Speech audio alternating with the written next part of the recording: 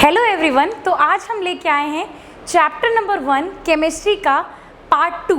इसके पहले वाले पार्ट में हमने एक पूरा डिटेल रिवीजन किया था क्लास 9th का, और जो भी इम्पोर्टेंट बातें थी हमने उसको कवर कर लिया था।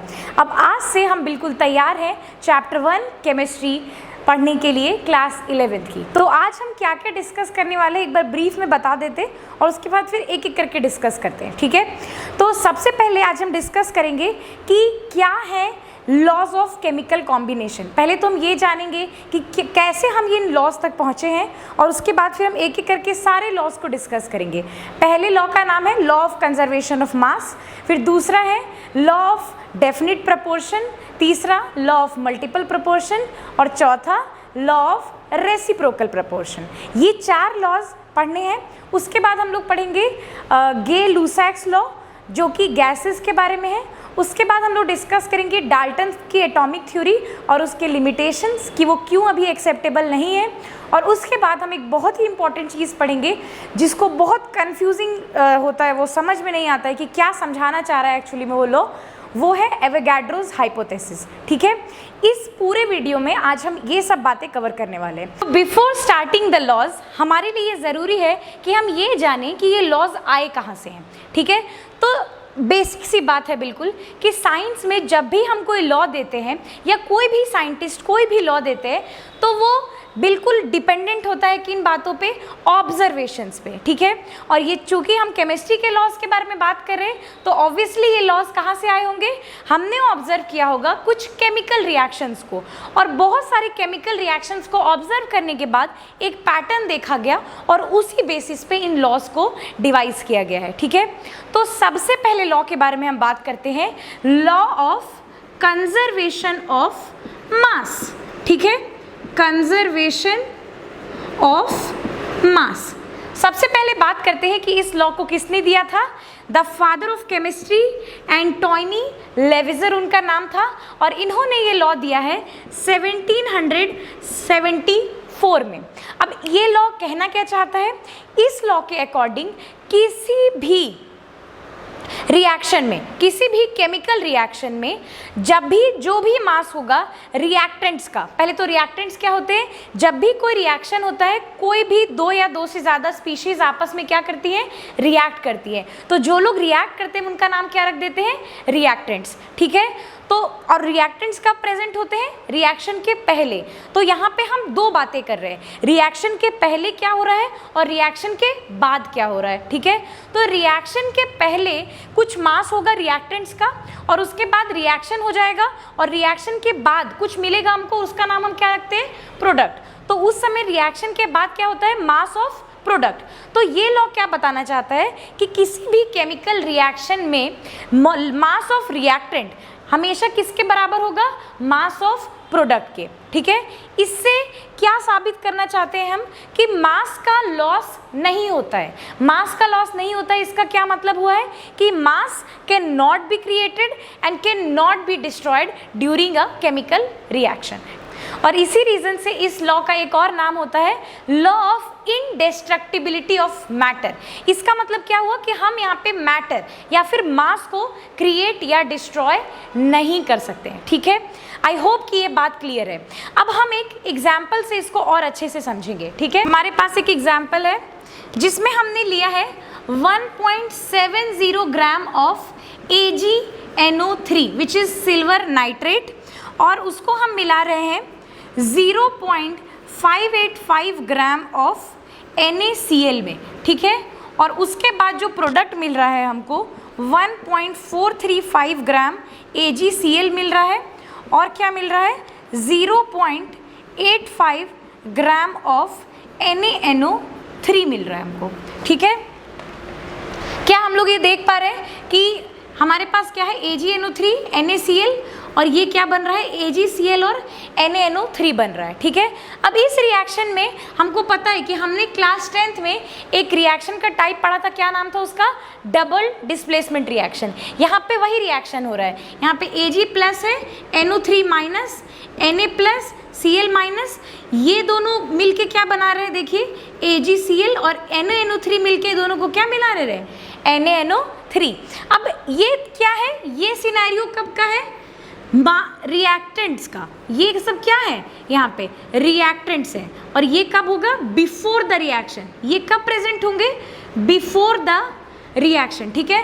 और आफ्टर द रिएक्शन क्या बनेगा, ये बन जाएगा और इसको हम क्या बोलेंगे प्रोडक्ट। तो अगर अब हम यहाँ पे चेक करें कि क्या मास of reactant mass of product के बराबर है, तो हम चलते हैं इनको ऐड करते हैं और ये क्या आ जाएगा, कुछ ऐसा आ जाएगा, ठीक है।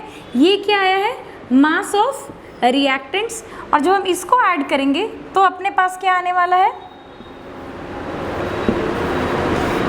ये आने वाला है। क्या हम देख पा रहे हैं यहाँ पे कि मास ऑफ रिएक्टेंट किसके बराबर है, मास ऑफ प्रोडक्ट के बराबर। तो हम बोल सकते हैं कि ये जो रिएक्शन है वो इसमें law of conservation of mass क्या है, एकदम ट्रू है।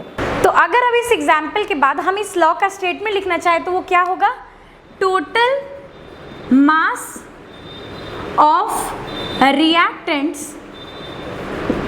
is always equal to total mass of products, ठीक है। लेकिन यहाँ पे एक बात हमें ध्यान देनी है, ये स्टेटमेंट कब वैलिड होगा, जब तो सारे के सारे रिएक्टेंट्स प्रोडक्ट में बदल जाएंगे।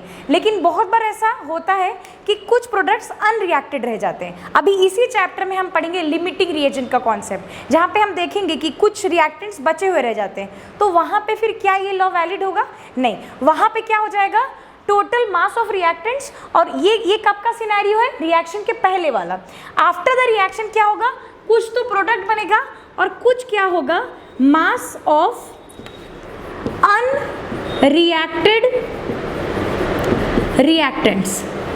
क्या ये बात समझ में आ रही है हमको कि जब रिएक्शन में सारे रिएक्टेंट्स यूज नहीं हो पाएंगे तब इस लॉ का क्या स्टेटमेंट होगा, law of total mass of reactant will be equal to total mass of products obviously. लेकिन उसके साथ हमको वो जो अनरिएक्टेड रिएक्टेंट्स बचे हैं उनका मास भी क्या करना पड़ेगा, ऐड करना पड़ेगा। ये बात बहुत इंपॉर्टेंट है जो हमको यहाँ पे ध्यान रखनी है, ठीक है। अब इस लॉ की एक लिमिटेशन भी है। क्या लिमिटेशन है इस लॉ की, ये लॉ हर जगह वैलिड है, एक एक जगह पे वैलिड है, लेकिन ये कहाँ पे फेल हो जाता है, कहाँ पे फेल हो जाता है, ये न्यूक्लियर रिएक्शंस में।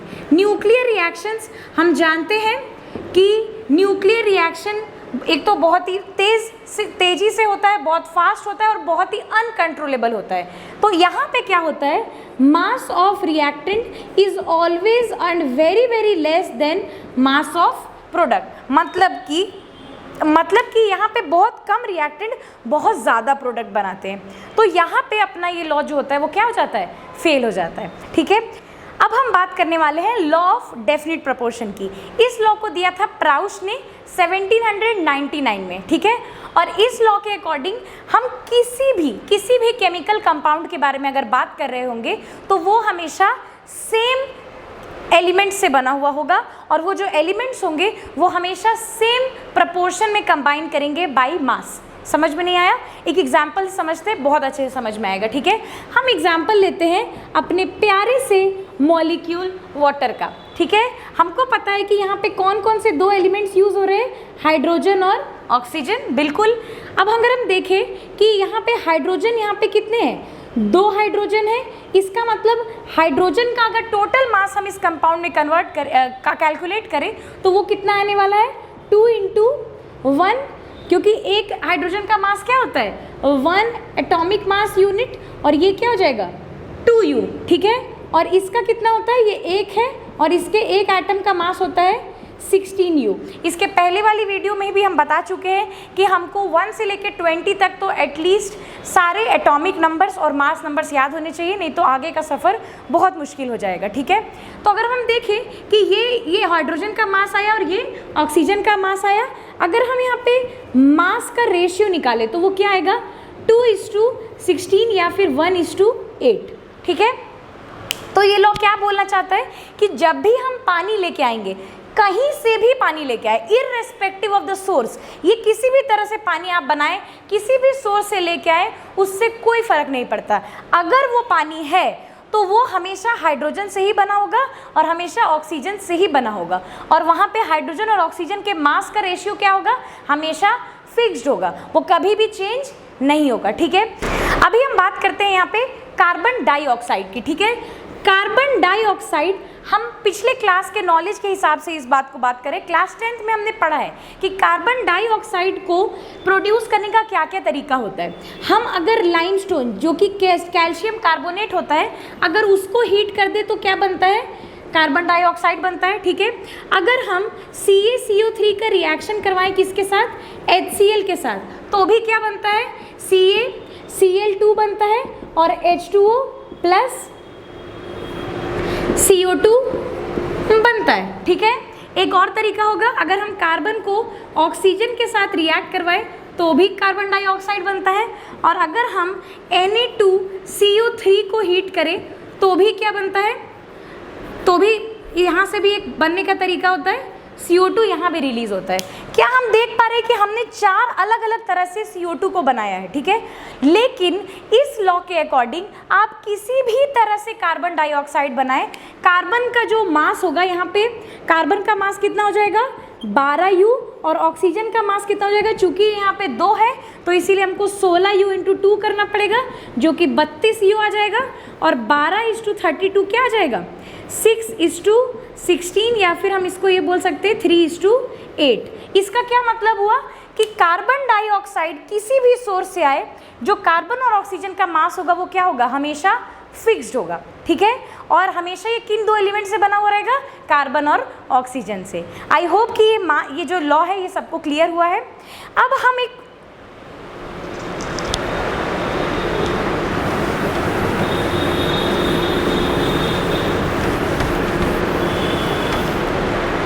यहाँ पे एक बहुत ही इंपॉर्टेंट बात है जो हमको ध्यान में रखनी है, क्या कि क्या इस लॉ का कन्वर्स भी ट्रू होता है। अब पहले तो हम ये बात करते हैं कि इस लॉ को क्या बोलते हैं, फिर हम इसका कन्वर्स देखेंगे और फिर हम बताएंगे कि क्या ट्रू है क्या नहीं ट्रू है। ठीक है, चलो ध्यान से देखना, हम क्या बोल रहे हैं कि अगर हम सेम कंपाउंड लें हमेशा, ठीक है, अगर हम सेम कंपाउंड लें तो वो हमेशा सेम एलिमेंट्स से बना होगा, और उसका जो रेशियो होगा वो हमेशा क्या होगा, मास का सेम होगा। यही तो बोल रहा है ये लॉ। अगर हम इसका कन्वर्स देखें, क्या है इसका कन्वर्स, कि अगर हम सेम एलिमेंट्स ले लें, ठीक है, सेम एलिमेंट्स ले लें और उनका मास का जो रेशियो है वो भी क्या कर दे, फिक्स कर दे, तो क्या सेम कंपाउंड बनेगा हमेशा। आई होप कि ये समझ में आ रहा है। ये लॉ ये बोलता है, और अगर हम इसका उल्टा देखें तो वो ये है कि सेम कंपाउंड अगर हम लेंगे और सेम एलिमेंट से बना हुआ होगा और उसका जो रेशियो होगा वो क्या होगा, सेम होगा। लेकिन अगर क्या हम ऐसा करें कि हम सेम एलिमेंट्स ले, उनके मास का रेशियो सेम ले लें, तो क्या सेम कंपाउंड बनेगा, ऐसा हमेशा ज़रूरी नहीं है। हम ले रहे हैं कार्बन, हाइड्रोजन और ऑक्सीजन, हमने इनके मास का रेशियो क्या लिया है, 12:3:8। ठीक है, ये बात क्या हमको समझ में आ रही है। अब देखो यहाँ पे 2 पॉसिबिलिटी है।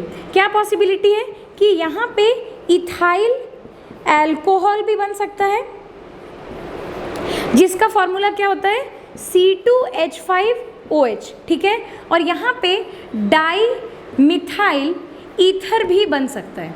ठीक है, जिसका फॉर्मूला क्या होता है, CH3OCH3। ठीक है, ये बात सबको समझ में आ रही है। अब ध्यान से देखो, यहाँ पे भी 2 कार्बन है, यहाँ पे भी 2 कार्बन है, यहाँ पे कितने हाइड्रोजन है, 6, और यहाँ भी 6 हाइड्रोजन 1 ऑक्सीजन।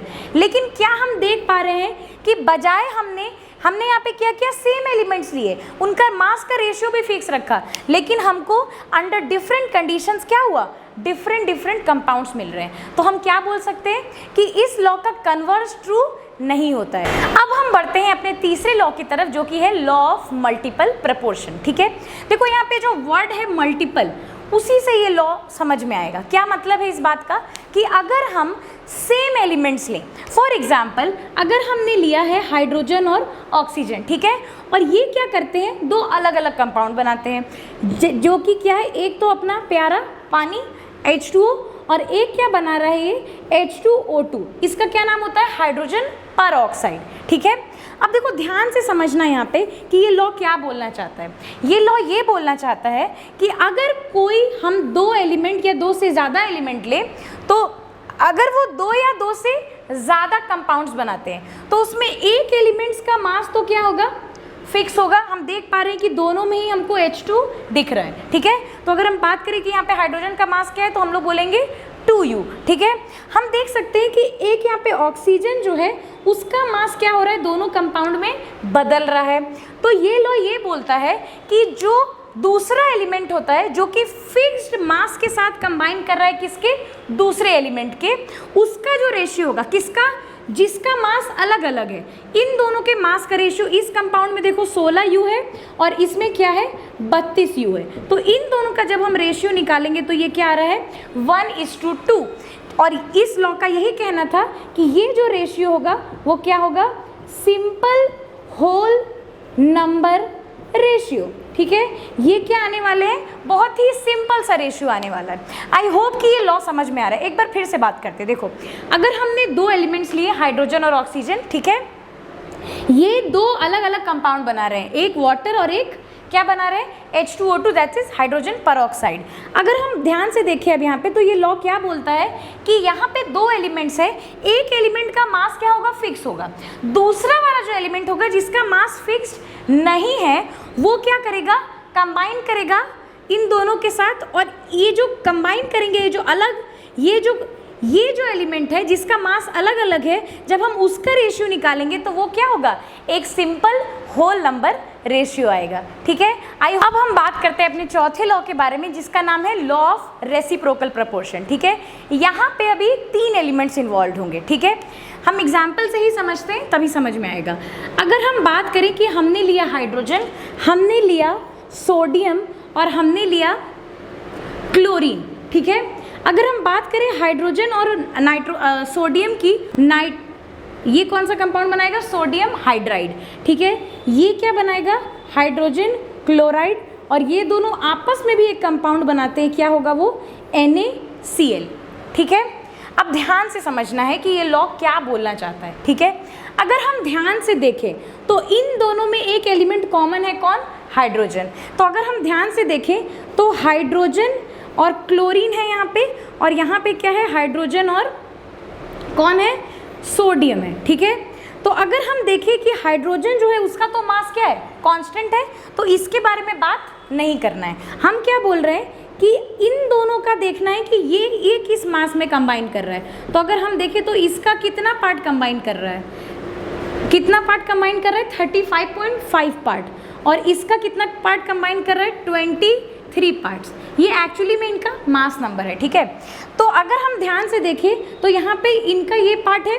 अब अगर इस कंपाउंड में हम आए तो उसमें क्या होगा, Na और Cl का सेम चीज़, यहाँ पे 23 पार्ट्स कंबाइन कर रहे हैं इसके, और इसके 35.5 पार्ट्स कंबाइन कर रहे हैं, ठीक है। अब इस बात को ध्यान से समझना है, क्या बोल रहे हैं हम कि हमने 3 एलिमेंट लिए, ये हाइड्रोजन के साथ एक कंपाउंड बना रहा है और ये दोनों मिलके एक कंपाउंड बना रहे हैं और ये दोनों मिलके भी एक कंपाउंड बना रहे हैं, ठीक है।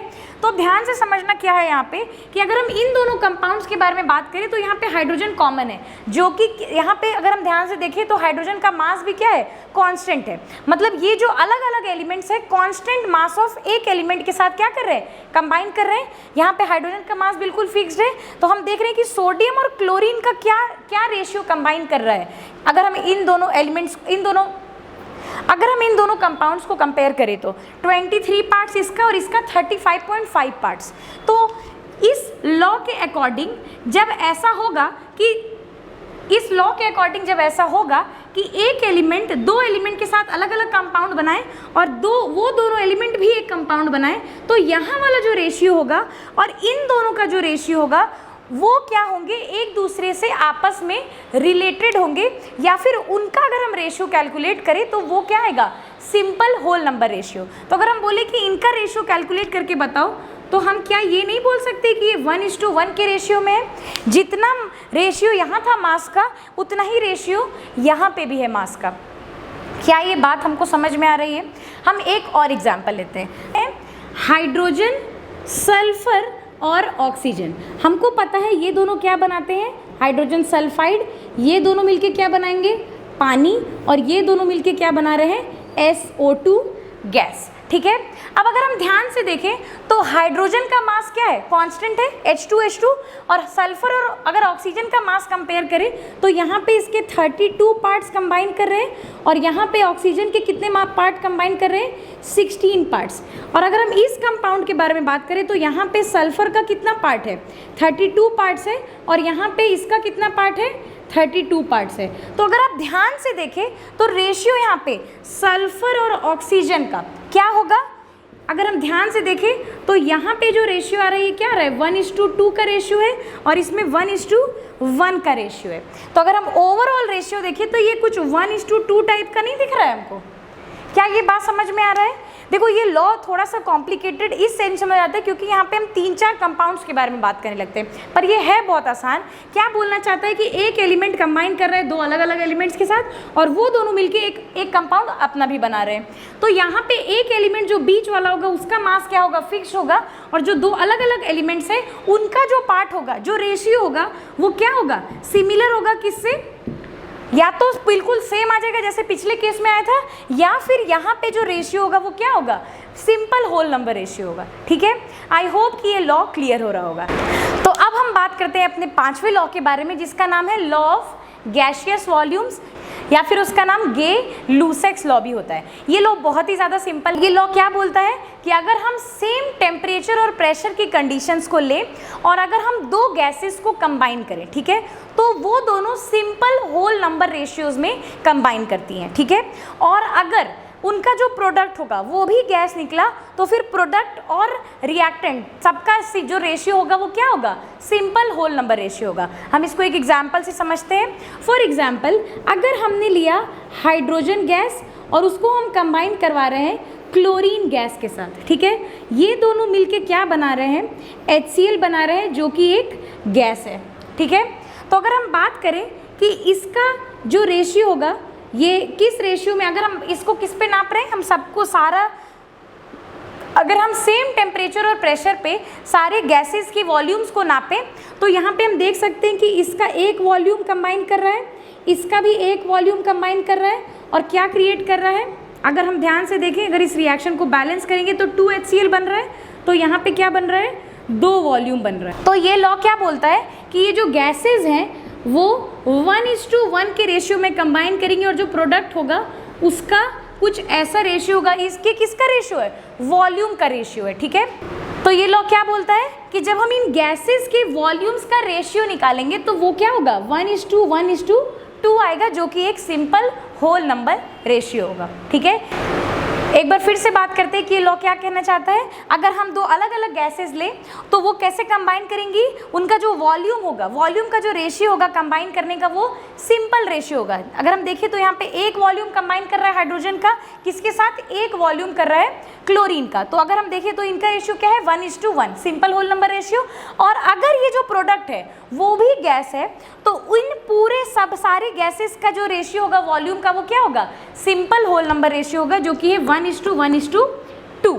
आई होप कि ये लॉ क्लियर हो रहा होगा। ठीक है, तो अब हम बात करते हैं डाल्टन्स एटॉमिक थ्योरी की। ठीक है, देखो डाल्टन एटॉमिक थ्योरी जो थी वो अभी प्रेजेंटली एक्सेप्टेबल नहीं है क्योंकि इसके जो पॉस्टुलेट्स हैं, अब ये हर पॉस्टुलेट का कुछ ना कुछ कॉन्ट्राडिक्शन हमको मिल चुका है, सारे पॉस्टुलेट का कुछ ना कुछ लिमिटेशन है, इसीलिए हम इस थ्योरी को कम्प्लीटली नेग्लेक्ट कर चुके हैं। अब इसका कोई यूज़ नहीं है, पर हम इसको पढ़ते हैं क्योंकि because Dalton was the first postulate जो कि फॉर्मली कुछ पॉस्टुलेट्स दिए थे किसके बारे में, सबसे छोटे पार्टिकल एटम के बारे में। ठीक है, तो डाल्टन का पहला पॉस्टुलेट था कि जो भी मैटर है वो किससे बना हुआ है, वेरी स्मॉल पार्टिकल से, और हम उसको क्रिएट नहीं कर सकते, हम उसको डिस्ट्रॉय नहीं कर सकते, और वही सबसे छोटा है, उससे ज़्यादा अब कुछ भी छोटा नहीं होगा, मतलब कि वी कैन नॉट फर्दर सब डिवाइडेड, मतलब एटम ही सबसे छोटा है। लेकिन हम जानते हैं इस बात का लिमिटेशन,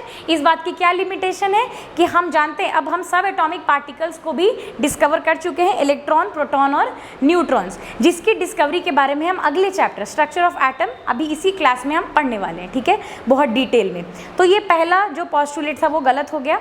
फिर इन्होंने कहा कि अगर हम सेम एलिमेंट्स लें, ठीक है, सेम एलिमेंट्स, तो उनकी सारी प्रॉपर्टीज़ क्या होंगी, सेम होगी, बिल्कुल एवरी एस्पेक्ट में वो क्या होंगे, सेम होंगे। लेकिन हम जानते हैं कि अभी आइसोटोप्स का भी डिस्कवरीज हो चुकी है। हम बात करें अगर हाइड्रोजन के बारे में, तो हाइड्रोजन, ड्यूटेरियम और ट्राइटिटियम तीनों क्या है, सेम एलिमेंट है, हाइड्रोजन के ही एलिमेंट है, सबका एटॉमिक नंबर 1 है, लेकिन हम जानते हैं कि सबका मास नंबर क्या है, अलग है। तो ये पोस्टुलेट तो बेकार हो गया। अब हम बात करते हैं तीसरे पोस्टुलेट के बारे में। इनका ऐसा कहना था कि अगर दो डिफरेंट अलग अलग एलिमेंट्स हैं तो उनका कोई भी प्रॉपर्टी सेम नहीं होगा, वो हर रेस्पेक्ट में अलग अलग होंगे। लेकिन हम जानते हैं कि अभी आइसोबार्स का इन्वेंशन हो चुका है, आइसोबार्स की डिस्कवरी हो चुकी है। तो हम जानते हैं कि आर्गन और कैल्शियम दोनों एक अलग अलग एलिमेंट है। इसका जो होता है एटॉमिक नंबर 18 होता है और इसका एटॉमिक नंबर 20 होता है, लेकिन दोनों का ही मास नंबर क्या होता है, 40 होता है। तो फिर यहाँ तो मास नंबर दोनों का सेम हो गया, तो ये प्रॉपर्टी तो मैच कर गई, लेकिन ये एलिमेंट तो अलग अलग है। तो इनको हम क्या बोलते हैं, आइसोबार्स। और हम कह सकते हैं कि इनका ये वाला पोस्टुलेट भी गलत हो गया, ठीक है। इनका ये कहना था कि जब कोई भी रिएक्शन होता है तो कौन पार्टिसिपेट करता है, atom is the smallest particle that participates in a chemical reaction. लेकिन ऐसा है नहीं, हम जानते हैं कौन मूव करके जाता है, इलेक्ट्रॉन्स मूव करते हैं। तो ये भी पोस्टुलेट गलत हो चुका है। फिर इनका एक और पोस्टुलेट था कि जब भी दो या दो से ज़्यादा एलिमेंट्स कंबाइन करते हैं तो वो सिंपल होल नंबर रेशियोज़ में करते हैं। लेकिन अभी हम जानते हैं कि बहुत सारे कॉम्प्लेक्स कंपाउंड्स डिस्कवर हो चुके हैं जहाँ पे सिंपल होल नंबर रेशियो का कोई नामो निशान भी नहीं होता है, ठीक है। तो ये पोस्टुलेट भी उनका गलत हो चुका है, ठीक है। तो आई होप कि हम डाल्टन एटॉमिक के सारे पोस्टुलेट समझ चुके हैं और वो कैसे कैसे फेल हुए हैं ये भी हमको समझ में आ रहा होगा, ठीक है। अब हम बात करते हैं एवोगाड्रोस हाइपोथेसिस की। ये एक बहुत ही ज़्यादा इम्पॉर्टेंट हाइपोथेसिस है और हम लोग बहुत ज़्यादा क्लियरली इसको समझ नहीं पाते, तो आज हम कोशिश करेंगे इसको अच्छे से समझने की, ठीक है। देखो क्या हुआ था कि डाल्टन और गे लुसैक का जो एक पूरा थ्योरी था एटम्स के ऊपर, जो भी केमिकल कॉम्बिनेशंस और ये सब हो रहा था, उसके ऊपर जो थ्योरी थी उसको मिला के एक साइंटिस्ट थे, उनका नाम था बर्जीलियस, ठीक है। बर्जीलियस नाम के एक साइंटिस्ट थे, उनका ऐसा कहना था कि अगर हम सेम टेम्परेचर और प्रेशर की कंडीशंस ले तो उस समय क्या होगा, जो गैसेस होंगी उनका सेम नंबर ऑफ एटम्स होगा। बात समझ में आ रहा है? देखो क्या कहना चाहते हैं वो ये कहना चाहते थे कि अगर हम H2 और Cl2 को कंबाइन करें तो हमको पता है कि क्या बनता है, 2HCl बनता है, ठीक है। अगर हम यहाँ पे अब गे लुसैक लॉ लगाएं तो एक वॉल्यूम इसका और यहाँ पे इसका 2 वॉल्यूम बन रहा है। अब ये कौन बोला था, गे लुसैक बोले थे कि अगर हम सेम टेम्परेचर और प्रेशर लें तो अगर हम देखें तो क्या होगा, ये जो गैसेस होंगी वो कंबाइन करेंगी सिंपल होल नंबर रेशियो में और जो प्रोडक्ट होगा उसका भी सिंपल होल नंबर रेशियो ही होगा रिएक्टेंट्स के साथ, ठीक है। तो बर्जीलियस ने क्या कहा, अगर हम सेम टेम्परेचर और प्रेशर पे इन गैसेस के एटम्स का नंबर कैलकुलेट करें तो वो सेम आएगा। अब ध्यान से समझना वो क्या बोलना चाहते थे, वो ये बोल रहे थे कि अगर हम इसके n एटम्स लें और इसके भी n एटम्स लें तो इसका क्या बनेगा, 2n कंपाउंड बनेगा। अब अगर हम इसको थोड़ा और सिंप्लीफाई करके लिखें तो अगर हम इसका एक एटम लें तो इसका एक एटम होगा और इसका क्या बनेगा, 2 कंपाउंड्स बनेंगे इसके, है ना। तो अगर हम इसका एक कंपाउंड बनाना चाहते हैं, अगर हम इसका एक कंपाउंड भी तो बनता होगा, ऐसा थोड़ी कि इसका 2 ही कंपाउंड हमेशा बनेगा। अगर हम इसका एक कंपाउंड बनाना चाहते हैं तो इसका क्या मतलब हुआ कि हमको आधा एटम लेना पड़ेगा और इसका भी आधा एटम लेना पड़ेगा। अब हम जो उस समय प्रेजेंटली एक्सेप्टेड डाल्टन्स एटॉमिक जो थ्योरी थी वो क्या कहती थी कि हम एटम को फर्दर सब डिवाइड नहीं कर सकते, तो फिर ये आधा एटम का कॉन्सेप्ट कहाँ से आया। तो बर्जीलियस की जो थ्योरी है वो क्या होने लगी, फेल होने लगी। वो जो ये बोल रहे थे बात वो क्या हो रहा है, गलत हो रहा है। तो इसको समझाने के लिए कौन आया, एवोगाड्रो। उन्होंने कहा कि देखो तुम लोग थोड़ा सा गलत कर रहे हो। तुम लोग क्या गलत कर रहे हो, तुम लोग गलत बोल रहे हो एटम्स के बारे में। एक्चुअली में उन्होंने मॉलिक्यूल्स का कॉन्सेप्ट क्या किया, इंट्रोड्यूस किया। उन्होंने कहा कि जो एटम्स होते हैं वो हमेशा एक मोनो एटॉमिक फॉर्म्स में नहीं होते हैं, मतलब कि वो अकेले नहीं रहते हैं, एक्सेप्ट नोबल गैसेस। हमको पता है कि नोबल गैसेस जो होती है वो स्टेबल होती है, वो किसी के साथ कंबाइन नहीं करती है and they exist in mono atomic forms. लेकिन बाकी जितनी भी गैसेस होती हैं वो क्या होती हैं, पॉली एटॉमिक फॉर्म्स में एग्जिस्ट करती हैं। ठीक है, तो अगर हम बात करें हाइड्रोजन के बारे में तो ये एक मॉलिक्यूल है, ना कि ये एक एटम है। क्या ये हम समझ पा रहे हैं कि इसमें दो एटम्स मिलके इन्होंने क्या बना रखा है, एक मॉलिक्यूल बना रखा है। तो एवोगैड्रो ने बस सिंपल सा चेंज किया, उन्होंने क्या कहा कि अगर हम सेम टेम्परेचर और प्रेशर लें, सेम टेम्परेचर और प्रेशर की कंडीशन ले, तो क्या होगा, जो गैसेस होंगी उनका जो वॉल्यूम होगा उसमें इक्वल नंबर ऑफ मॉलिक्यूल्स होंगे। इस बात को ध्यान से समझना है। क्या समझना है, सपोज करो कि हमने क्या लिया, एक बलून लिया और हमने एक दूसरा बलून लिया, हमने सेम टेम्परेचर और प्रेशर लिया हुआ है, ठीक है, और अगर हम यहाँ पे इसमें हाइड्रोजन गैस भर रहे हैं और इसमें क्या भर रहे हैं, क्लोरीन गैस भर रहे हैं, और दोनों का क्या है, वॉल्यूम भी क्या है, बराबर है। ठीक है, अगर ऐसा हम कर ले जाए तो यहाँ पे हाइड्रोजन के भी उतने ही, अगर यहाँ पे हाइड्रोजन के मान लो 4 मॉलिक्यूल्स हैं तो यहाँ पे क्लोरीन के भी क्या होंगे, 4 ही मॉलिक्यूल्स होंगे, इररेस्पेक्टिव ऑफ कि क्लोरीन एक भारी गैस है, मतलब क्लोरीन के एटम्स ऑब्वियसली हाइड्रोजन के एटम्स से तो भारी ही है, तो लेकिन इसका जो वॉल्यूम होगा अगर हम सेम रख दें, इसका वॉल्यूम सेम रख दिए और इसका भी वॉल्यूम क्या किए हैं, सेम किए हैं, तो यहाँ पे क्या होगा, equal number of molecules exist करेंगे। क्या ये बात समझ में आ रही है? तो एवोगैड्रो ने कहा, क्या कहा कि यहाँ पे बजाय ये बोलने के कि हम एटम्स ले रहे हैं, हम ये बोले कि हमने एक मॉलिक्यूल इसका लिया, एक मॉलिक्यूल इसका लिया और इसका क्या बन गया, 2 मॉलिक्यूल बन गया।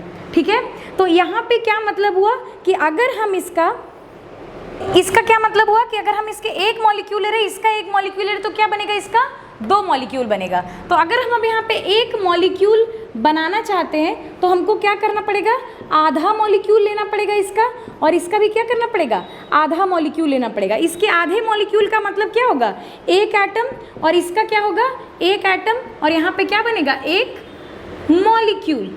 ठीक है, क्या ये बात समझ में आ रही है? अब हमको यहाँ पे एटम को क्या कर रहा है, बीच से काटना नहीं पड़ा, और ये डाल्टन्स एटॉमिक थ्योरी को भी जस्टिफाई कर रहा है, वैलिड है यहाँ पे, डाल्टन की एटॉमिक थ्योरी भी यहाँ पे वैलिड है, कोई प्रॉब्लम नहीं हो रही है यहाँ पे। तो कुल मिला जुला के एवोगैड्रो की जो हाइपोथेसिस है वो क्या कहना चाहती है, वो ये कहना चाहती है कि अगर हम सेम टेम्परेचर और प्रेशर लें तो equal volumes of different gases will have same number of molecules. जो एग्जाम्पल हम दिए कि अगर हम डिफरेंट बलून्स लें, डिफरेंट बैलून्स लें जिनका वॉल्यूम क्या हो, सेम हो, और सेम टेम्परेचर और प्रेशर पे अगर हम डिफरेंट गैसेस ले लें, सपोज करो हम हाइड्रोजन ले लिए, एक में क्लोरीन ले लिए, एक में हीलियम ले लिए, एक में क्लोरीन ले लिए, तो irrespective of the different nature of the gases क्या होगा, सब में सेम नंबर ऑफ मॉलिक्यूल्स होंगे उन गैसेस के। ये बात समझ में आ रही है? आई होप कि एवोगैड्रो का हाइपोथेसिस क्लियर हो रहा है, और इसका हम और अभी यूज़ करने वाले हैं आगे की वीडियोज़ में, जिसमें हम किसके बारे में बात करने वाले हैं, मोल कॉन्सेप्ट के बारे में। ठीक है, अब इस चैप्टर का जो अगला पार्ट आएगा उसमें हम इन लॉज के ऊपर बेस्ड कुछ न्यूमेरिकल सॉल्व करेंगे। ठीक है, आई होप कि अभी जो ये क्लास हुई है, आई होप कि ये सारे लॉज क्लियर हुए हैं और इस चैप्टर में हमको इन्हीं लॉज के बारे में बात करनी है। अब हम मिलेंगे अगले पार्ट में क्वेश्चंस के साथ। Thank you everyone.